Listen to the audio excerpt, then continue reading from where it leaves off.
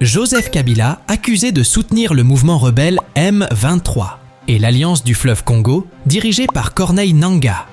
L'info qui rôde sur l'actualité cette semaine, c'est le sujet que nous allons décrypter dans ce numéro d'analyse.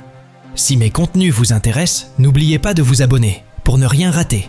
Nous analysons les actualités du Congo et de l'Afrique. Allons-y.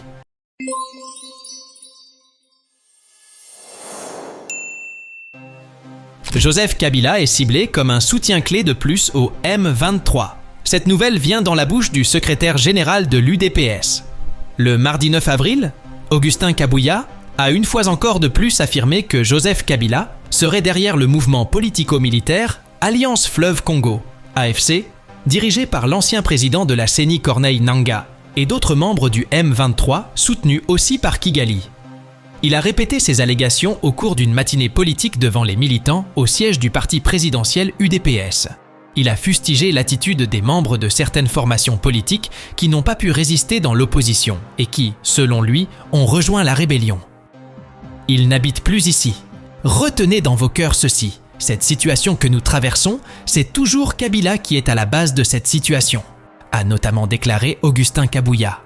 Depuis quelques semaines déjà, certains membres phares de la partie politique proche de Kabila, le PPRD, on peut notamment citer Henri Magie, Adam Chalouet, Yannick Chilola, ont rejoint la rébellion avec Corneille Nangaa.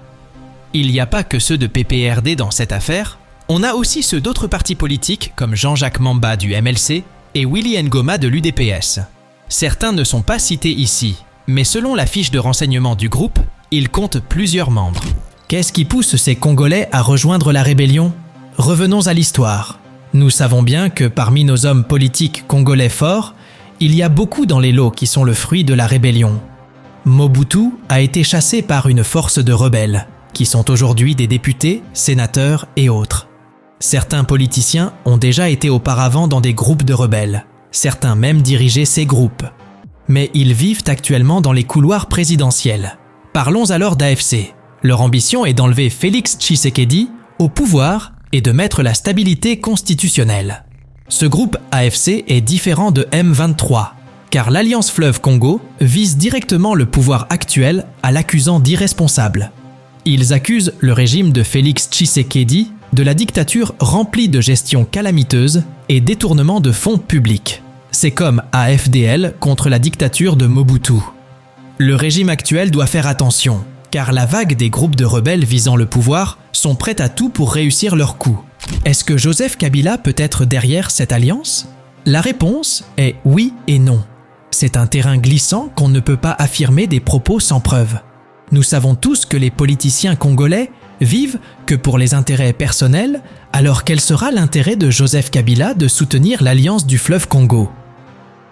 Est-ce que pour déstabiliser le pouvoir en face de Tshisekedi? Est-ce que pour les intérêts que le M23 occupe depuis plusieurs années nos territoires? Est-ce que c'est pour conquérir encore le pouvoir?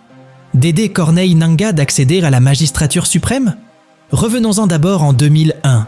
Joseph Kabila n'avait moins de 30 ans en tête de la RDC et il a réussi à faire réunir un pays qui était rempli de rébellions, divisé en morceaux sur une même table pour trouver une paix, malgré que cette rébellion a causé plusieurs morts. On peut aussi se rappeler qu'en 2013, le régime Kabila avait réussi à vaincre le M23 sur le plan militaire et diplomatique avant de reprendre encore les armes en fin 2021 et de conquérir des vastes parties du territoire congolais dans le Nord Kivu sous l'ère de Tshisekedi. Mais actuellement, en 2024, Joseph Kabila s'est fait de plus en plus rare sur la scène politique congolaise. À part sa validation de sa thèse de doctorat en relations internationales à l'université de Johannesburg en janvier 2024. Est-ce que le sénateur à vie prépare un coup d'État? Ou simplement ceux de sa partie n'aiment plus être sur le banc de touche? La réponse sur la question de savoir si Joseph Kabila est impliqué sur ce rébellion est à la justice et services de renseignement de nous fournir des preuves nécessaires. Qu'est-ce que pense la famille politique de Joseph Kabila?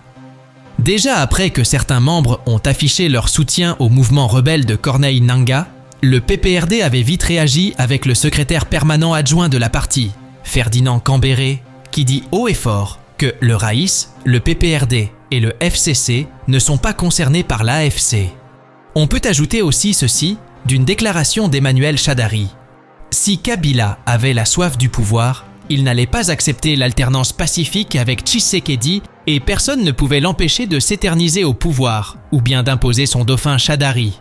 L'accuser aujourd'hui de vouloir déstabiliser la RDC, ce n'est pas connaître Kabila.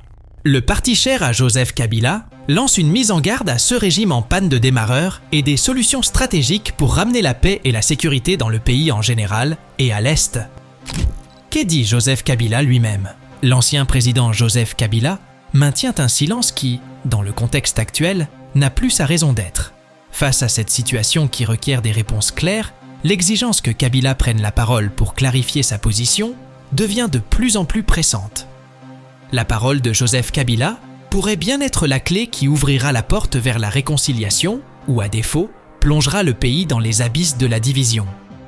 Après toutes ces informations, les questions à se poser est: pourquoi la justice congolaise n'interpelle pas Joseph Kabila? Qui finance cette alliance? Pourquoi les jeunes s'y engagent si facilement? Pourquoi l'alliance de Corneille Nangaa s'allie à M23?